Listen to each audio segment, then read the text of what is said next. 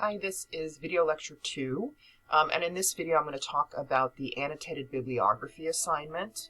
So really building on what I started to discuss in lecture 1, where I showed you the library website and walked you through doing a search in one of the databases. I'm going to talk a little bit more about that and also clarify what exactly you're going to be doing for this assignment and how it fits into the bigger project. So let's take a look, first of all, at the handout for this assignment, the annotated bibliography. So I'm going to go to assignments, go to assignment 2, annotated bibliography, which is where we are. This is the main thing you'll be working on during this week. Again, check the syllabus for everything you'll be doing, but the major next step in the project is this annotated bibliography. So I'm going to open up the handout. And as you'll see, what I'm asking you to do for this assignment is to compile a bibliography of at least 8 sources that you'll be using towards your project. That means scholarly, peer-reviewed sources that are relevant to what you're working on, the subject and research question that you've already identified through your proposal, right? Again, this builds on what we've already talked about in the first lecture, but you're going to use the databases and catalog through the Northeastern Library's website to find those sources. You're going to compile them into a list, and then you're going to annotate them. And all that annotation means is that you're going to include in your bibliography a brief description of what each of the items you found is about, right? So basically a really short summary of, a few sentences to a paragraph. And I'll show you near the end of this video sort of what that would look like, okay? So, let's start by going back to the library website, and I'll show you just a different database, right? A second one to add to what I showed you in the first video. And we can look a little bit more at that process of doing searches, bringing up a whole bunch of different potential sources, and then kind of deciding which ones might go into your bibliography. So I'm going to use the link here.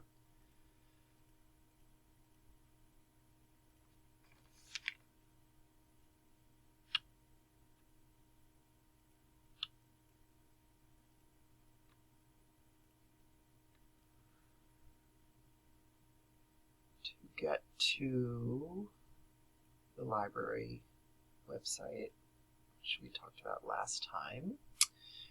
So as you know, this is a sort of homepage for the Northeastern Library, and this provides sort of a few ways to get into the holdings.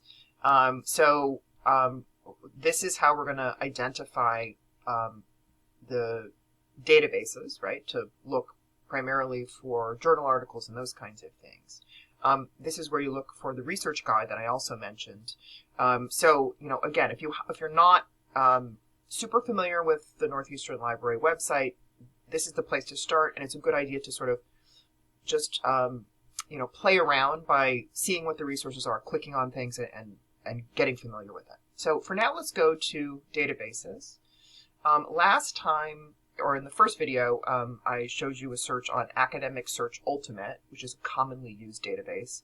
This time I'm going to do a search in another database called JSTOR, which is another multidisciplinary database, meaning it includes materials from lots of different academic fields. Particularly JSTOR, I think, includes fields that are especially relevant to global studies. So a lot of the social science fields, for example, are represented there. Okay, let me get in here.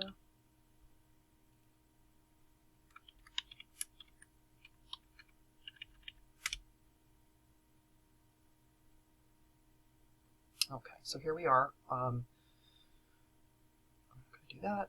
Here we are doing a search in JSTOR. As I said in the last video, I think it's a good idea to always just go to the advanced search. It gives you more options. It allows you to do a more effective search. So this is what the search area looks like in JSTOR.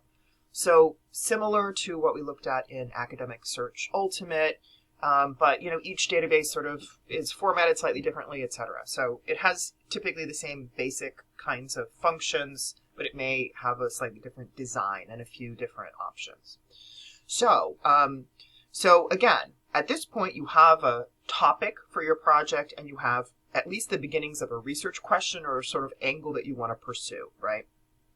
So to find the sources for your annotated bibliography, you're going to want to continue the searching you began for the proposal, but get a lot more sort of purposeful and directed about it. When you're starting to sort of compile this list of sources, you want to make sure not only that each individual source is relevant to what you want to do, but that they start to sort of hang together as a body of scholarship that you can draw from, right? So you're looking for, again, not only things that are on your subject, but the best sources possible for you to address the specific question that you are asking about that topic. So let's do a search and I'll show you what it looks like in JSTOR. We can talk further about it. So again, like I did in the first video, I'm going to do sort of, like a made up, or the search terms for a made up project. So let's imagine that I want to do something about the environment, right? Pressing issue for sure, and maybe sort of international policy. I'm going to say climate change, and let's say policy, right? So I'm interested in international responses to the climate crisis. So I've got my search terms, right? And, again, you can narrow it more specifically if you want to. Maybe I just want to see what the articles are, right? As opposed to other kinds of publications. I can also narrow the dates. If I want to know what the very recent information is, I could say, just the last few years. So let's say from 2020 to the present. And then JSTOR also allows you to specify, if you want, by the particular academic fields that are represented in this database, right? So there's journals from all of these different fields. Now, since these are interdisciplinary projects that you're doing, you don't have to do that, right? I'm an anthropologist by training. If I were doing a project and I really wanted to see specifically what anthropologists had said on this, then I could click this, and it would just bring up the anthropology journal articles about my topics. In this case, I'm not going to do that. I'm going to leave it open. So I'm going to bring up anything from any discipline that includes these search terms and is published in the last few years, right? So let's see what we get when I submit that search. Okay, so I get several thousand hits still, right? And right now I have it sorted by relevance, which means that, it's probably in terms of sort of number of times that these search terms come up in each of these items. So it's deemed the more relevant ones are at the top. I can also order it by date, right? If I want to see the 2024 hits first. But since I already narrowed it in terms of dates to just the last few years, I'm going to go ahead and let it stay in this order, right? So then I can start to see what I found, right? I'm probably not going to go through all 3,000 of these, but I'm certainly going to start with the first several pages of the items that came up, right? And, again, as I said in the first video, you want to start to try to get a sense quickly of whether a particular item is interesting or what it's saying, right? You've got the title. If you click on it, you can also get a little bit more information, including things like an abstract, right? I can see, it's a full text journal or a full text database, so I can see the entire thing. If I really want to, I could read the introduction, etc., right? So through this process, I'm going to start looking at the items that came up and starting to see what are the main trends, themes, issues that are being discussed in the scholarship, and how do they relate to the research question that I am posing. This is really sort of a circular process. Typically, you're going to start with an idea of what you want to ask, right, of what your research question is, and you're going to go to the databases and go, okay, what do people say about in relation to my question? But at the same time, what you see coming up in the scholarship that you uncover is going to influence how you revise that question, right? So the other thing you're doing while you're looking at these items that have emerged from your search is getting a sense of, what are current scholars of these subjects writing about. Maybe it's things you hadn't thought of before, but that you may want to include in your project, right? So some of these things clearly, like this is obviously sort of looking at climate policy over time, right? It has more of a historical sort of bent to it. Others are more sort of position pieces, right? And then others have more specific elements, right? This is about fire management. Here's one about the right to health, right? So thinking about sort of human rights and how they intersect with climate change or the climate crisis. So again, the process is to bring this up, and it's not just to take, the top 8 items that come up on the list and put them in your bibliography. It's to read through at least sort of multiple pages of these hits and see what's in there to both give yourself a sense of what is being written about and to make some purposeful choices about which of these items you think are the most exciting, interesting, relevant to what you want to do in your project. Okay? So, when you find items on the list that seem important, you can download them. Again, this is a full text database, so you could get the PDF right there.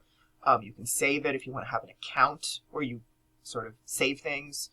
You can pull up the citation.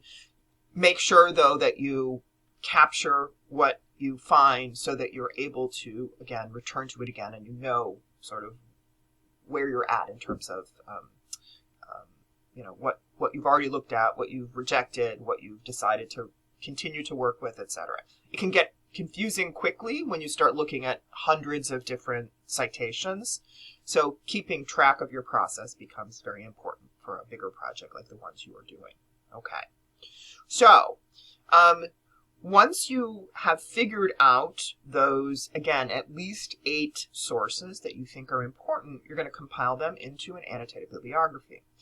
What I'll do now is give you just an example of an annotated bibliography. This is one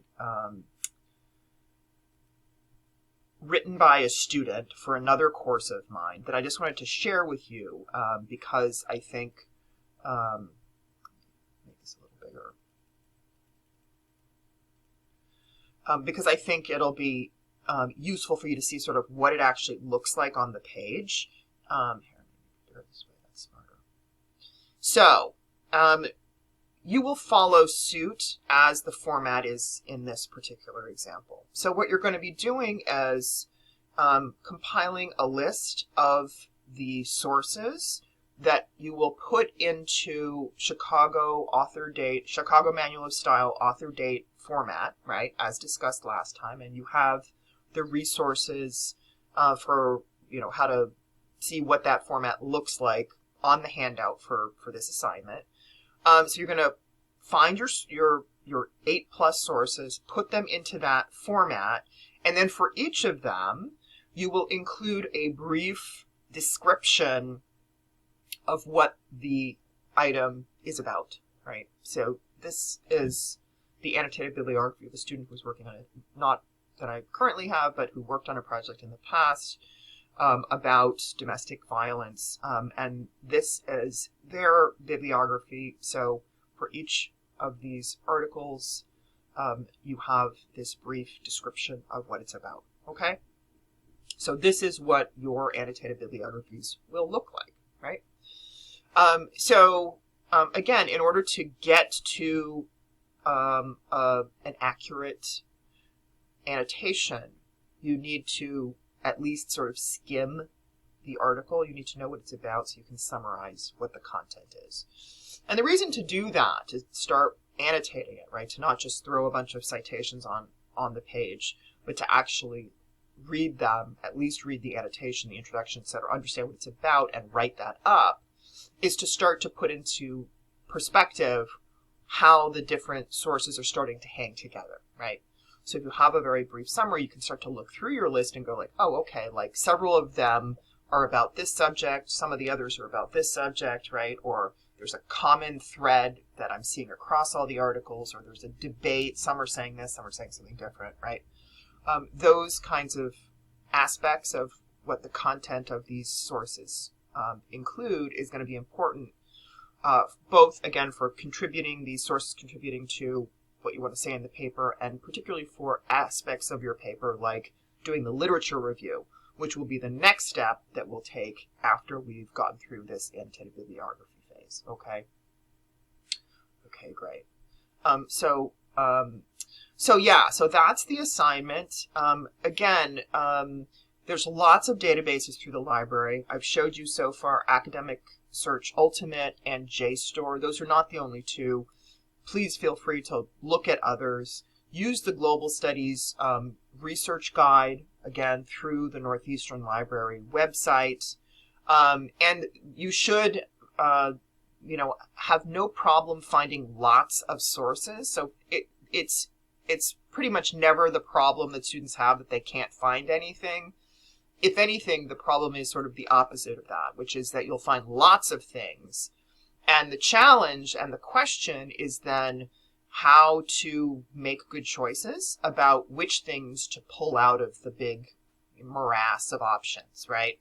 So, again, one of the reasons we're doing this as a series of steps is precisely so you can build on what you're doing over time. So for this step, you want to build on the proposal by finding 8+ sources that you think will contribute to that. But then I will also give you feedback on that. If it feels like these sources aren't sort of robust enough, or they aren't going to help you figure out how to answer your question, then you can continue to build that bibliography, okay? So it's something that happens incrementally and in steps. It's not just one and done, right? You don't just find your sources and then definitely those are exactly the sources you'll use for the paper. This is an initial foray into finding sources, and these are probably going to contribute in some way to your final paper, but it's also very likely that you will add other sources as you go a little bit further into the process, okay? So it's important, though, to try to find initially some good sources that you can draw from. So again, 8 is a good sort of lower limit for this, at least 8. If you find 10 or 12, all the better, because then you have sort of more options to choose from, and as you move forward, you can take some off the list or add new ones as your project evolves, okay? Okay, so that's an annotated bibliography. So good luck hunting in those databases. I know you'll find lots of great stuff. Any questions, let me know. We'll talk soon. Bye.